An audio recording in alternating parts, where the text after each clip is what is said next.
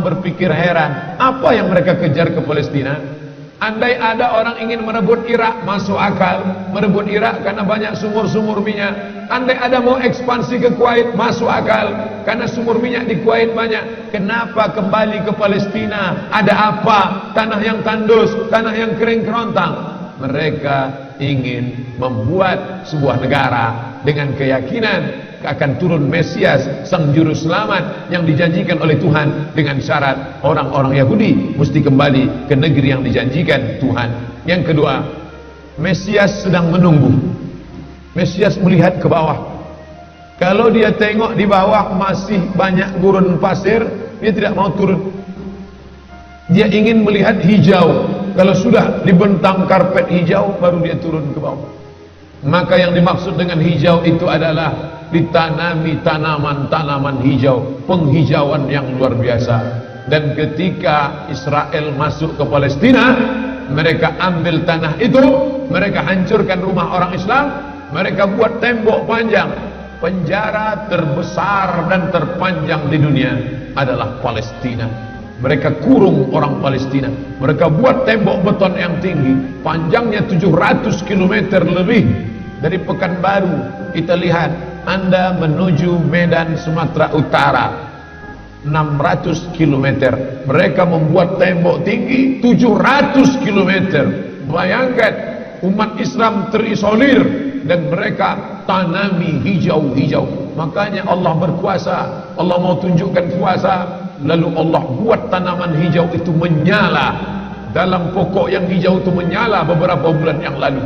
Heran orang, Allah mau menunjukkan kekuasaannya. Kalian tidak mau tolong Palestina, aku yang akan menolongnya. Tanaman yang hijau yang mereka tanam itu tiba-tiba terbakar. Tidak ada yang bisa mematikannya. Sampai-sampai reporter wartawan Amerika mengatakan, tidak ada yang bisa mematikan kebakaran ini kecuali Tuhan, karena Dia yang membakarnya. Bapak Ibu yang dimuliakan Allah SWT, tanaman apa yang mereka tanam? Persis yang dikatakan Nabi SAW, Syajaratul Gharqad, pohon gharqad, bentuknya seperti pinus, tinggi, memanjang. Lalu kemudian Bapak Ibu nanti tulis saja, yang ingin tahu bagaimana bentuk pohon gharqad, tulis saja www.google.com. Lalu tulis di sana alif lam ghain ra qaf dal al-gharqad, enter, muncul gambar pohon gharqad. HP saya tak bisa tulis Arab Pak Ustaz, belum masuk Islam. Cara mengislamkannya, Play Store, klik. Setelah buka Play Store, pilih Arabic Keyboard. Setelah keluar Arabic Keyboard, pilih Arabic Smart Keyboard. Smart Keyboard Arabic. Habis itu setupkan ke HP. 5 menit, geser, langsung berubah, bisa tulis Arab. Alif, lam, ghain, ra, qaf, dal. Enter, pilih image, muncul gambar pohon gharqad. Gimana? Sudah nampak? Tak keluar Pak Ustaz. Loh, kenapa? Paket tak ada. Sekarang mudah belajar. Dulu kami sekolah, ketika mau tahu gimana pohon sidir, kalau mau memandikan jenazah, ambil beberapa helai daun sidir, lalu digiling, dimasukkan ke air. Gimana pohon sidir Ustaz? Pohon sidir, kata Ustaz. Sekarang mudah saja, tinggal tulis sin dal ra, sidir, enter. Pohon bidara kata kita, enter image, nampak. Oh, ini gambarnya. Teknologi canggih memudahkan kita. Pohon gharqad kata Nabi, kalau bersembunyi dia di belakang pokok kayu, pokok kayu akan berkata, ini Yahudi di belakangku, bunuhlah. Kalau bersembunyi dia di belakang batu, batu akan berkata, ini ada Yahudi, bunuhlah. Tapi kata Nabi, ada satu pohon yang tidak mau menunjukkan dia. Ini pohon mereka, kata Nabi. Apa itu?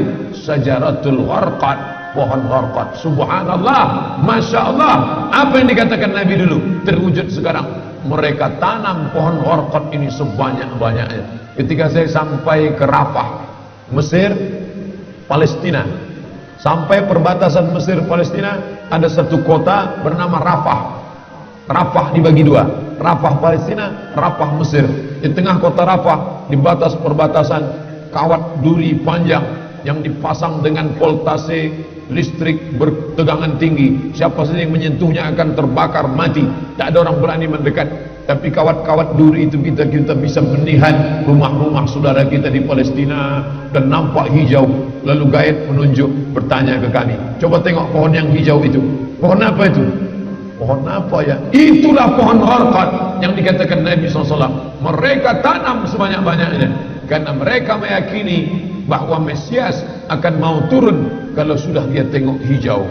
Seperti kita kalau pesawat mau mendarat di airport Sultan Syarif Qasim II Airport, Anda akan, ladies and gentlemen, all our passenger, para penumpang pesawat airlines, kita akan mendarat. Begitu kita melihat riau hijau, tapi hijaunya bukan pohon wortel, pohon gotah sama pohon sawit. Begitu juga kalau kita mau mendarat di Batam, kita lihat hijau ke bawah. Begitu jugalah Mesias akan turun ke bawah kalau dia melihat sudah hijau semua, karena mereka meyakini, amat sangat meyakini itu. Mereka menanam pohon wortel itu. 3. Kapan Mesias akan turun? Mesias akan turun kalau Babilonia dibantai terus. Makanya mereka punya program bantai Babilonia, hancurkan Babilonia. Kenapa mereka marah dengan Babilonia? Karena Raja Babilonia pernah menghancurkan kekuasaan mereka. Raja Babilonia yang mereka maksud adalah Nebukadnezar.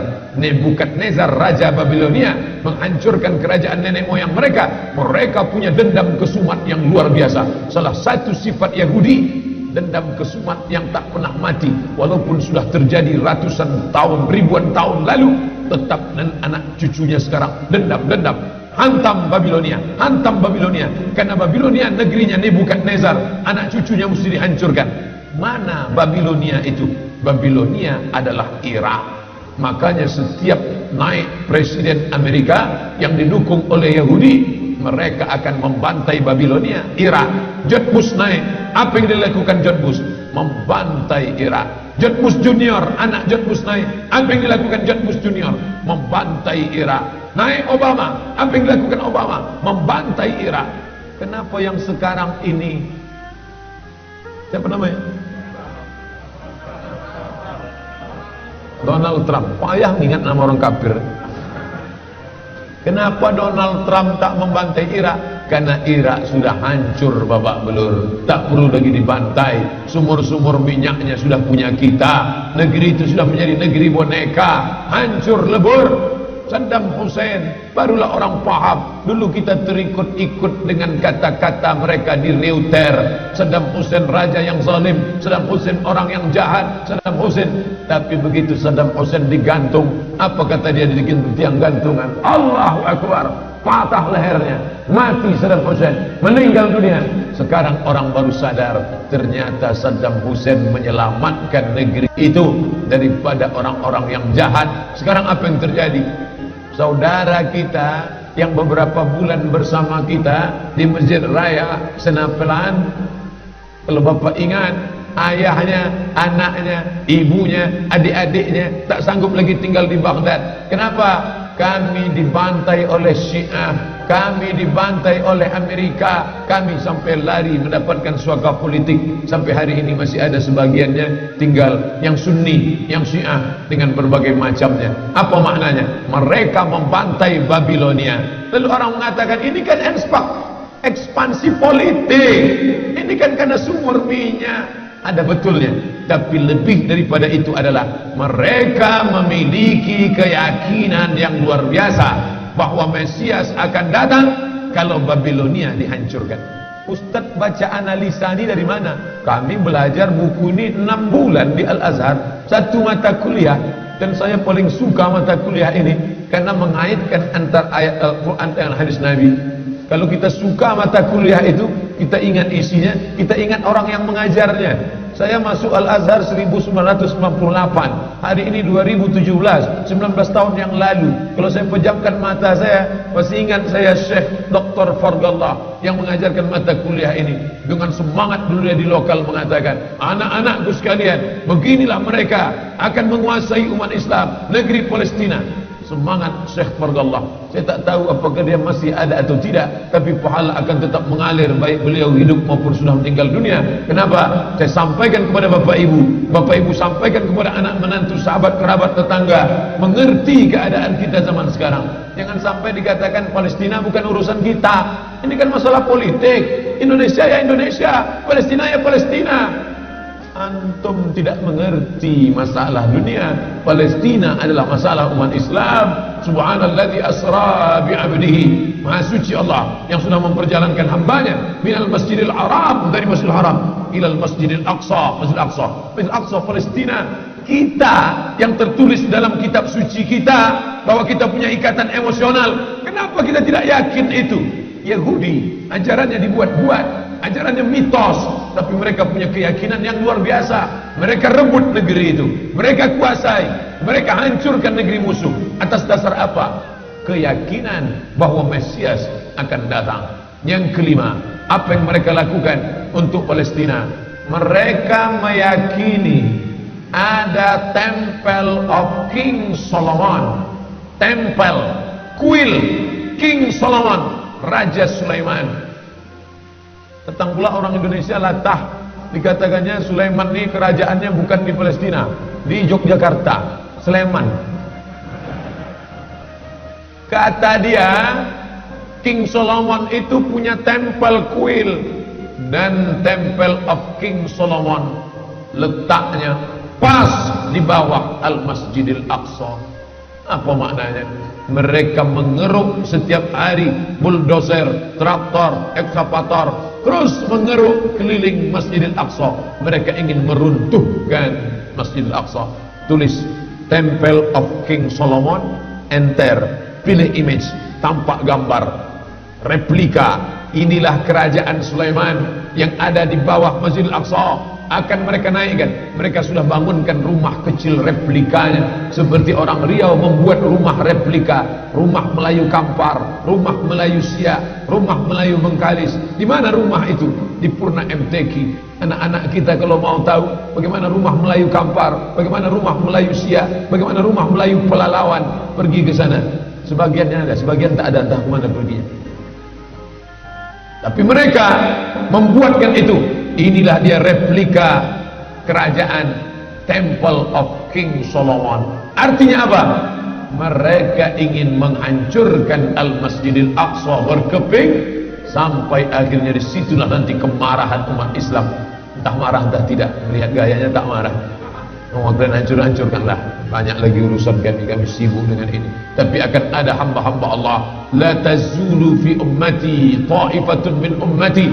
Akan tetap ada sekelompok umatku yang memperjuangkan agamaku, kata Allah Subhanahu wa ta'ala. Yang terakhir, yang kelima, akan turun Mesias. Kapan itu terjadi? Ketika terjadi perang besar. Sebetulnya dalam agama Islam sudah dituliskan yang dimaksud dengan Mesias itu siapa.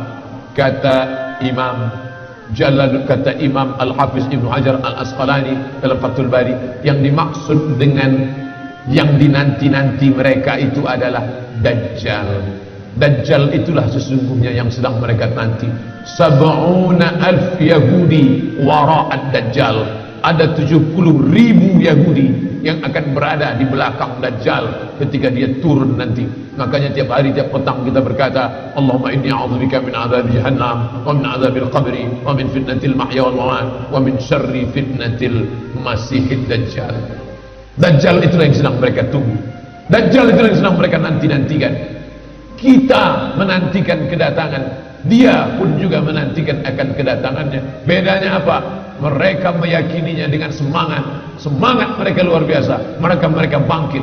Umat Islam percaya. Padahal tiap hari dia katakan sebelum salam, Allahumma inni a'udzubika min adzabi jahannam wa min adzabil qabri wa min fitnatil mahya wal mamat wa min syarri fitnatil masihid dajjal. Tiap hari dikatakan, tiap hari diucapkan. Tapi dalam hati, betul tak Dajjal datang? Entah tidak. Mereka yakin Dajjal akan datang, tapi mereka katakan itulah pemimpin kami, itulah Tuhan kami, itu adalah jelmaan daripada Tuhan kami, itu yang akan menghancurkan dunia, dia akan menjadi panutan kami. kita berkata itu musuh kami, tapi kita pun ragu entah musuh entah tidak. Oleh sebab itu kita minta ampun kepada Allah atas kurangnya iman kita. Subuh ini kita bangkitkan semangat kita, tapi yang datang kepada, kenapa Allah tidak menolong? Katanya Allah itu maha kuasa. Cukup dia teriakkan saja, malaikatnya satu berteriak, pecah gendang telinga orang Yahudi, mati. Cukup dia tiupkan angin sejuk, terhirup, mati. Kenapa tidak dia matikan saja Yahudi itu? Datang Syekh Muhammad Jibril, Syekh Dr. Muhammad Jibril, Syekh Profesor Dr. Muhammad Jibril, dosen tafsir Al-Azhar. Kami undang, mahasiswa Indonesia mengundang di waktu di Mesir dulu kuliah. Lalu saya tanya, Assalamualaikum Syekh. Ya, kaum Ad binasa, kaum Samud binasa, kaum Midian binasa, kaum Iram binasa, kaum Fir'aun binasa. Kenapa Allah tidak membinasakan Israel ini? Senyum Syekh Muhammad Jibril. Apa kata dia? Ya beni, anakku, seandainya Allah membinasakan Israel ini, lalu apa yang tersisa untukmu? Ditunjuknya saya. Seandainya Allah membinasakan Israel ini, lalu apa yang tersisa untukmu? Terdiam saya.